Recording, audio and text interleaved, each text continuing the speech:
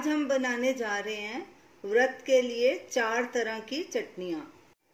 सबसे पहले हम बनाएंगे नारियल की चटनी। उसके लिए हमने ये फ्रेश नारियल और कुछ इंग्रेडिएंट्स लिए हैं। तो सबसे पहले हम मिक्सर जार में ये फ्रेश नारियल हमने 1 कप लिया है, उसको हमने ग्रेट कर लिया ताकि ये इजीली ग्राइंड हो सके। तो ये डालेंगे। साथ में ये 1 टेबलस्पून हरे धनिए की पत्तियां, इसमें थोड़ी जो नरम डंडियां हैं वो भी डालनी है, उससे टेस्ट अच्छा आता है। 2 हरी मिर्च कटी हुई, अगर आप तीखा खाते हैं तो ज्यादा भी डाल सकते हैं। आधा टीस्पून या स्वाद अनुसार सेंधा नमक और आधे नींबू का रस। इसमें थोड़ा पानी मिलाएंगे। पहले थोड़ा पानी डालेंगे, अगर ज़रूरत होगी तो और डालेंगे। ये तकरीबन 1/4 कप हमने डाला पानी।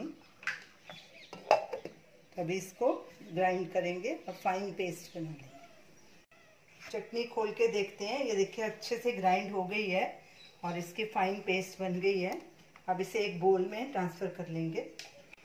अब नारियल की चटनी को भी तड़का लगा लेंगे। पैन में 1 टीस्पून ऑयल डालेंगे।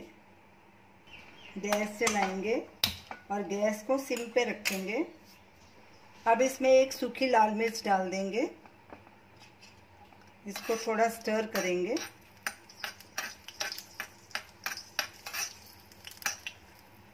और साथ में ये कड़ी पत्ता है, ये भी हमने 7-8 पत्ते लिए थे, इनको बारीक काट लिया था, ये भी डाल देंगे। इसको स्टर करेंगे और गैस बंद कर देंगे और तड़का लगाएंगे। व्रत की नारियल चटनी तैयार है। अब हम बनाने जा रहे हैं व्रत की दूसरी चटनी, पुदीने और धनिए की चटनी। ये हमने 100 ग्राम धनिया लिया है, इसको अच्छे से हमने वॉश कर लिया। जो गंदे पत्ते थे वो निकाल लिए और इसकी नरम डंडियां भी बीच में डाली हैं। जो सख्त वाली डंडियां थी वो हमने निकाल दी हैं। ये 15-20 पत्ते पुदीने के हैं, आप ज़्यादा भी डाल सकते हैं। आधे टीस्पून से थोड़ा सा ज़्यादा ये सेंधा नमक है, आप स्वाद अनुसार भी डाल सकते हैं। 2 कटी हुई हरी मिर्च और 1-2 इंच का अदरक का टुकड़ा और 1 नींबू का रस। इसमें थोड़ा सा पानी पहले डालेंगे, ज़रूरत पड़ेगी तो और डालेंगे। तकरीबन 2 टेबलस्पून पानी डाला है। अब इसे हम ग्राइंड कर लेंगे और इसका फाइन पेस्ट बना लेंगे। चटनी को चेक करते हैं कि बराबर पिसी गई है कि नहीं। ये देखिए बराबर पिसी गई है। अब इसे एक बोल में ट्रांसफ़र कर। हमारी पुदीने और धनिए की चटनी भी तैयार हो गई। अब इसे भी एक साइड में कर देते हैं। तीसरी व्रत की चटनी है इमली और गुड़ की खट्टी मीठी चटनी। ये हमने 100 ग्राम इमली ली थी, उसको 1 कप पानी डाल के उसको भिगो दिया, फिर उसका ये सारा पल्प निकाल दिया। अब इसको हम एक कढ़ाई में पलटी करेंगे। और हमने 100 ग्राम इमली ली थी, इसमें हम 200 ग्राम गुड़ डाल रहे हैं। डबल गुड़ डालना है, जितनी इमली लोगे उससे डबल गुड़। ये भी हमने क्रश कर लिया था। गैस जलाएंगे। गैस को मीडियम लो के बीच में रखेंगे। इसको मिक्स करेंगे। अब गुड़ को पिघलने देंगे, फिर उसके बाद हम बाकी के मसाले डालेंगे। लगातार स्टर करते रहेंगे और गैस को लो मीडियम के बीच में ही रखना है। गुड़ पिघल चुका है, अब ये बाकी के मसाले भी डाल देंगे। ये सौंठ हमने 1 टीस्पून लिया है। भुना हुआ जीरा 1 टीस्पून, अब गैस लो पे कर देंगे। काली मिर्च आधा टीस्पून, क्योंकि ये व्रत के लिए है इसलिए इसमें काली मिर्च का यूज़ कर रहे हैं। ये सेंधा नमक स्वाद अनुसार या ½ टीस्पून। अच्छे से इसको मिक्स करेंगे और इसे थोड़ा गाढ़ा होने तक पकाएंगे। गैस हमने अभी लो पे कर दी है। अब चटनी में थोड़े से खरबूजे के बीज भी डालेंगे और इसको लगातार स्टर करेंगे। चटनी हमारी गाढ़ी होनी शुरू हो गई है, बस 1-2 मिनट और इसे पका लेंगे। चटनी गाढ़ी हो चुकी है। अब गैस करेंगे बंद और इसे एक साइड में रख देंगे। जब ये पूरी तरह से ठंडी हो जाएगी तो इसे एक बोल में ट्रांसफ़र कर लेंगे।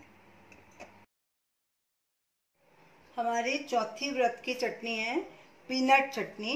ये हमने मूंगफली के दाने लिए हैं। ये भुनी हुई मूंगफली है, इसके छिलके हमने उतार दिए थे। ये आधा कप है। और ये हरी मिर्च है 2 बारीक कटी हुई। नमक, ये सेंधा नमक हमने लिया है आधा टीस्पून। और 1 नींबू का रस।